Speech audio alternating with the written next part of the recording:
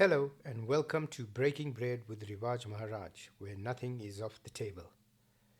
I thought I'd do a quick podcast regarding an update coming out of Venezuela, or regarding Venezuela.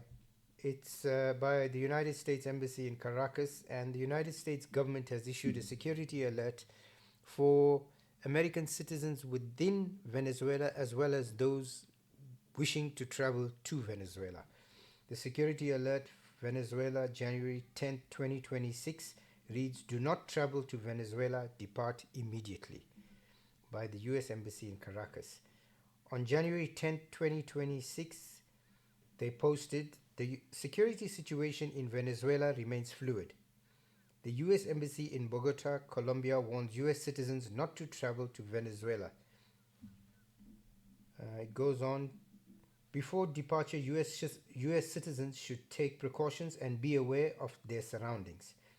There are reports of groups of armed militia known as colectivos setting up roadblocks and searching vehicles for evidence of US citizens or support for the United States. US citizens in Venezuela should remain vigilant and exercise caution when traveling by road. Intermittent power and utility outages continue throughout the country. Venezuela has the highest travel advisory level 4, do not travel, due to severe risks to Americans, including wrongful detention, torture in detention, terrorism, kidnapping, arbitrary enforcement of local laws, crime, civil unrest, and poor health infrastructure. Uh, it's not a very long uh, article. I'll put it up there and the link for you to go to if you want to read it for yourself. Um, so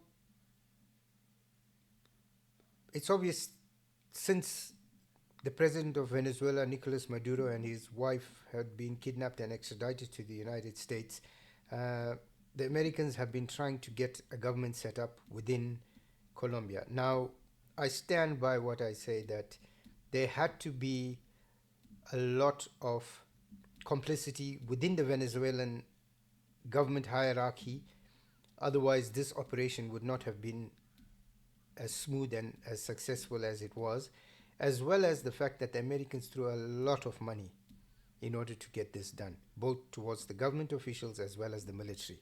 So I reiterate that a lot of what you're seeing is just optics by way of, recently, I think it's the Vice President Rodriguez, who's been sworn in now as acting president, reaffirming that she will stay in power until the return of Maduro.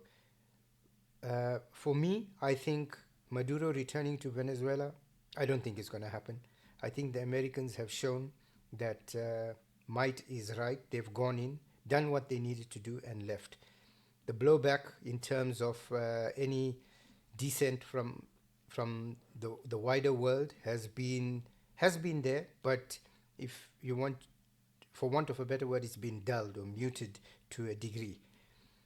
Uh, I came across a video on YouTube. I'll try and find a link for it, where the leader of the Akhmat commandos fighting on behalf of the Russians in Ukraine gives his thoughts on what has happened in Venezuela. And what I found really striking was that he did say, yes, we, the Russians, have lost in Venezuela, but it was minuscule compared to what the Chinese lost. Um, for a commander at that level, somebody who's always been briefing the world on the ongoings in Ukraine, it's for him to come out and make a statement like that. A lot of what he says is usually choreographed or pre-vetted before it's released. So for him to come out and say that, I think, are we witnessing a slight shift in relations between the Chinese and the Russians? Because we know there's no love lost there. The Chinese do have a territorial dispute with the Russians, and we know that at some point that is going to become a bone of contention So we know that in recent, as recently as I think last year, the Chinese did a revised map where some Russian territory that is currently Russian territory was added into the map of China. And this is not something new. They do this all the time with when it comes to land disputes with India, with the Philippines, with the, the South Koreans, the Japanese, etc. So yeah, but I digress. More importantly was that I found it really strange that he would make that statement. Now, back to Venezuela, where you have uh, well, acting President Rodriguez saying that there's a she says a lot about how they need to band together and they need to fight off or not allow this type of infiltration in Venezuela, the United States, and exercising its illegal occupation and things like that. However, she hasn't called out for a full-on public revolt. So that in itself for me is alarming, because if you feel that a grave injustice has been done, then at any cost you would be on the street urging your people to go out onto the streets and really,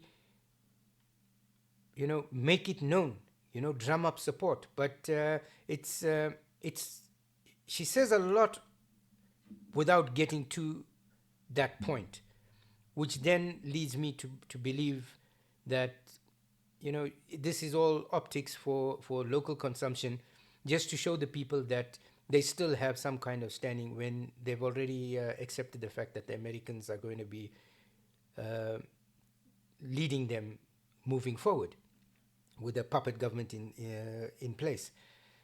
Nicolas Maduro's son as well gave a talk where, rather than being utterly defiant, when you look at somebody like Fidel Castro, Che Guevara, when they opposed the United States regime, it was at any cost. But this just seems too too controlled, too measured. Unless they have a cat in the bag that they're going to pull out at the last minute, it's extremely controlled and measured in terms of what you would expect. Somebody who has been aggrieved, who feels a grave injustice has been done to them. Uh, it's an exceptionally um, muted response to how you would expect somebody to react. And if it was just her, I would say, okay, that's how she deals with it.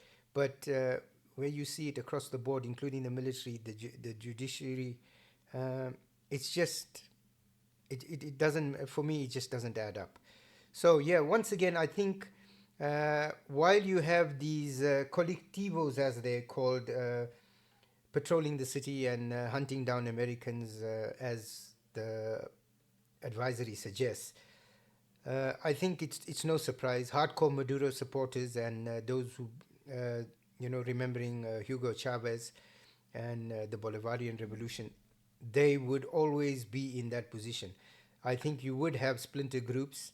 However, I think a lot of what is being said is to keep the public at bay and to keep them. They're always talking of peace, because the last thing you want is the country to erupt into a civil war, like you had in Libya, Syria, Iran, sorry, in Iraq.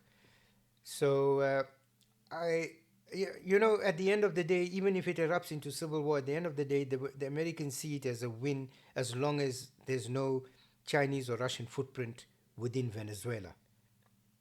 Venezuelan lives mean nothing to them. It's exactly like Ukraine. When you say we'll fight the war in Ukraine to the last Ukrainian, anybody that doesn't have the common sense to understand that the the life of a Ukrainian is not sacred, it's not paramount. They're basically people. They're basically cannon fodder. Like what Stalin did during the Second World War when he realized that the game was up and the Nazis were at the door. He he threw his people into the front line. And that's something that, when you pivot to the Ukraine war, that's something that a lot of Westerners do not seem to understand. When Vladimir Putin and the Russians say that this is unacceptable and the NATO expansion into Ukraine is unacceptable, because there was a lot of life lost on their side. It's something that, has been passed down generations. They sacrificed an enormous amount of human beings to stop the Wehrmacht as they were progressing into Russia. And I think they're given a lot less credit than they actually should be for helping defeat the Nazis during the Second World War. Uh, yeah, so it's just I just wanted to bring to your attention what was going on and what was released by the United States Embassy in Caracas regarding travel to Venezuela and Venezuelans living and Americans living within Venezuela. Um, Something is brewing. I hope, for the sake of the Venezuelans, it doesn't blow out into a full-scale civil war. But time will tell. We'll be watching, keeping a close eye on this, and I'll keep you updated. Once again, thank you so much for joining me on this little podcast, and I would really appreciate it if you could like, share, and subscribe, as it helps our channel grow.